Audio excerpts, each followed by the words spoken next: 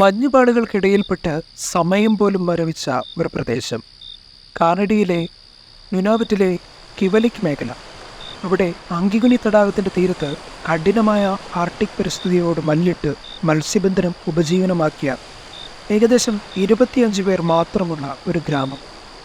ശീതക്കാറ്റ് അലറി വിളിച്ച ഒരു വിചിത്ര രാത്രിക്ക് ശേഷം ഈ ഗ്രാമവാസികളെല്ലാം നിഗൂഢമായി അപ്രത്യക്ഷരായി. പുരുഷന്മാരും സ്ത്രീകളും കുട്ടികളും അടങ്ങുന്ന ഒരു ഗ്രാമം മുഴുവൻ ഒറ്റ രാത്രിയിൽ അപ്രത്യക്ഷമായിരിക്കുന്നു.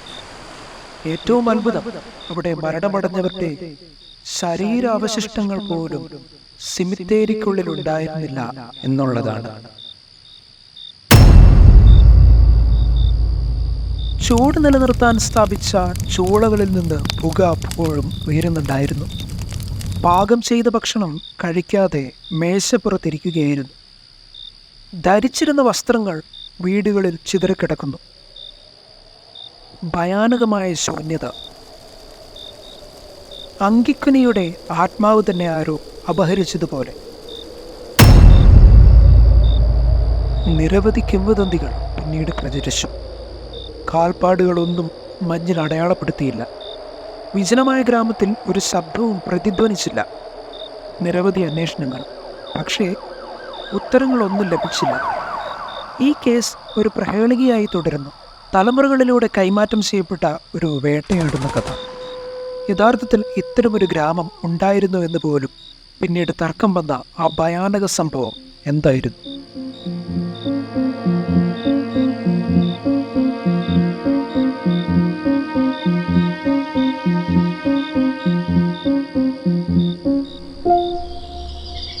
ആയിരത്തി 1930 നവംബറിലെ ഒരു പ്രഭാതത്തിലാണ് ജോ ലാബല്ലെ എന്ന സഞ്ചാരി മഞ്ഞു മൂടിയ ആ ഗ്രാമത്തിലേക്ക് വീണ്ടും എത്തിയത്. വേട്ട ഉപജീവനമാക്കിയ ജോ ഇടയ്ക്കിടെ ഒറ്റപ്പെട്ട ആ ഗ്രാമത്തിലൂടെ കടന്നുപോയിരുന്നു. ചെറിയ കൈമാറ്റങ്ങൾ പരസ്പരം നടത്തിയിരുന്നതിനാൽ ആ ഗ്രാമത്തിലെ പലരും ജോയുടെ സുഹൃത്തുക്കളായിരുന്നു. ആർദ്രമായ സ്വാഗതം അയാൾക്കവിടെ ലഭിച്ചിരുന്നു. പക്ഷേ ഇത്തവണ അയാൾക്കവിടെ സ്വാഗതവചനങ്ങളുടെ എതിരേൽപ്പ് ലഭിച്ചില്ല. കനത്ത നിശബ്ദത. എന്തോ പന്തികേട് തോന്നി കൂടുതൽ അന്വേഷണത്തിൽ അയാൾ മനസ്സിലാക്കി, പുരുഷന്മാരും സ്ത്രീകളും കുട്ടികളും അടങ്ങുന്ന ഒരു ഗ്രാമം മുഴുവൻ അപ്രത്യക്ഷമായിരിക്കുന്നു.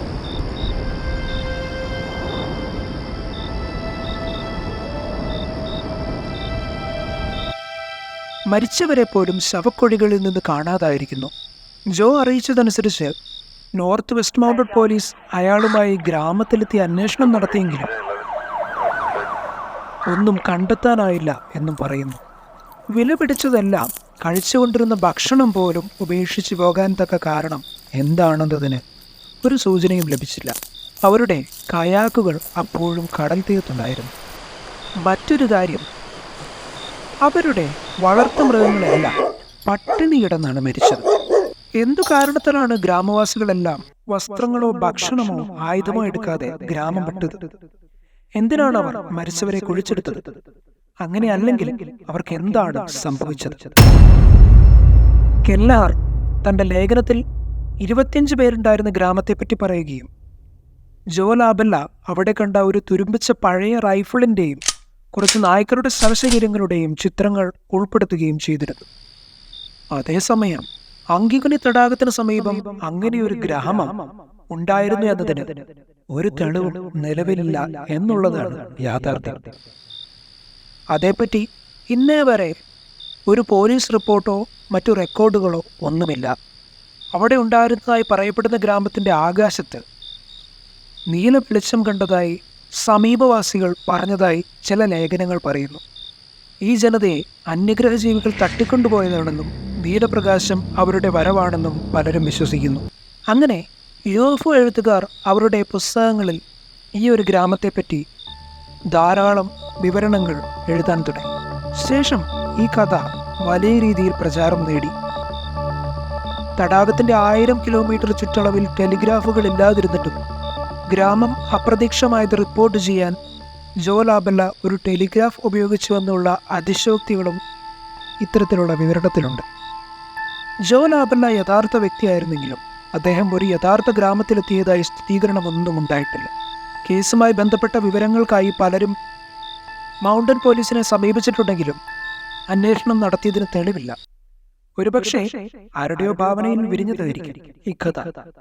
അല്ലെങ്കിൽ ആ ഗ്രാമവാസികൾക്ക് എന്തോ സംഭവിച്ചിരിക്കാം.